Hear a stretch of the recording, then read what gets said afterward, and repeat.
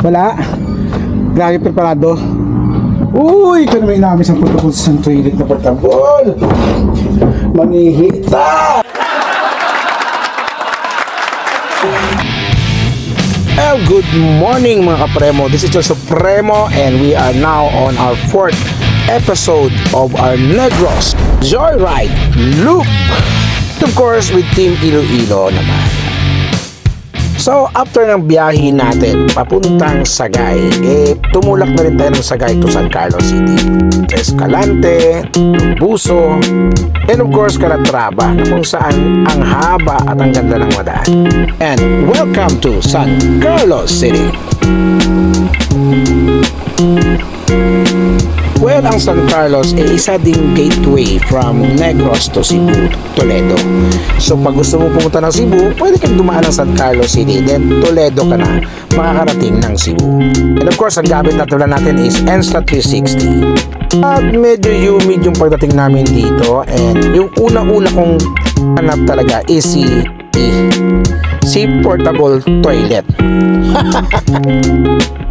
Talagang pinasok natin sa portable sa toilet na portable. Manihita!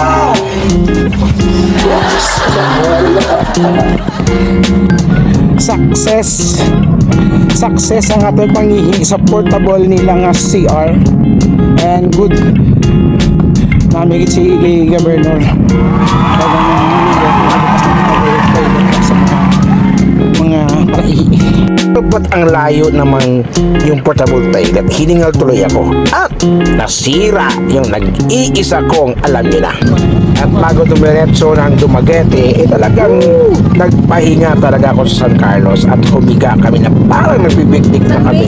Kasama yung asawa ni Motolabs, si Motolabs, ang ka-joker kong kasama. At dito kami nagpahinga sa ilalim ng puno kung saan humiga kami dito at kahit paano napakag-stretch din namin yung mga related namin. Kasama siya na Tita Moto, si Motolabs, at of course si Motorheads, at ito ang nangyari. Sinisunggo to? Looking for sponsor ka ng order? Uy, ka na order. Uy, Kaya ano na lang matiniin na lang sa kung napakanto sa dumaan. Matiniin na lang sa kung hindi mo naman magkalata.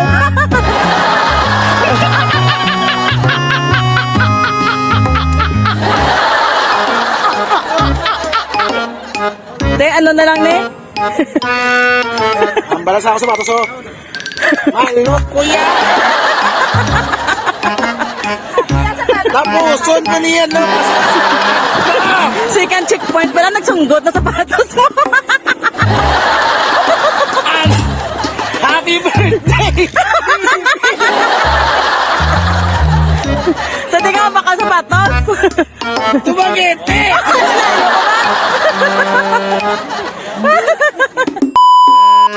Kahit pagod, gutom, init, talagang masaya yung grupo. Dahil alam mo naman nandito si El Supremo upang magpasaya sa bawat rider na kasama natin. Ayaw natin yung rides na malungkot, nga nagasungkot. Dahil dito, nag-bullet moves na naman ako dito, ipang-apaalam sa inyo na akin ang lugar na to.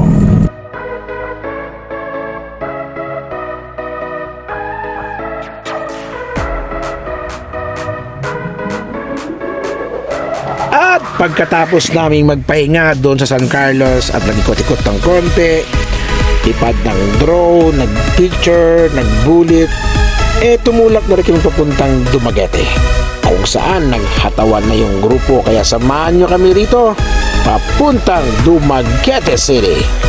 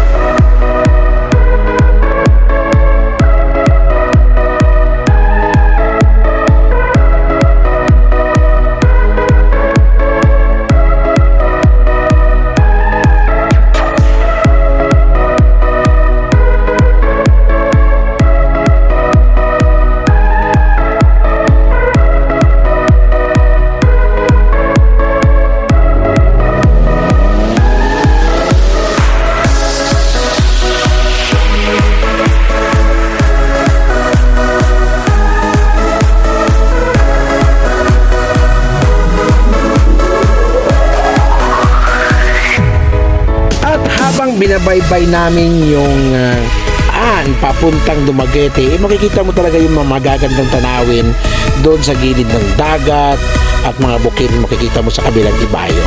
Dahil chill ride lang tayo, talagang safety first ang ating gagawin dito.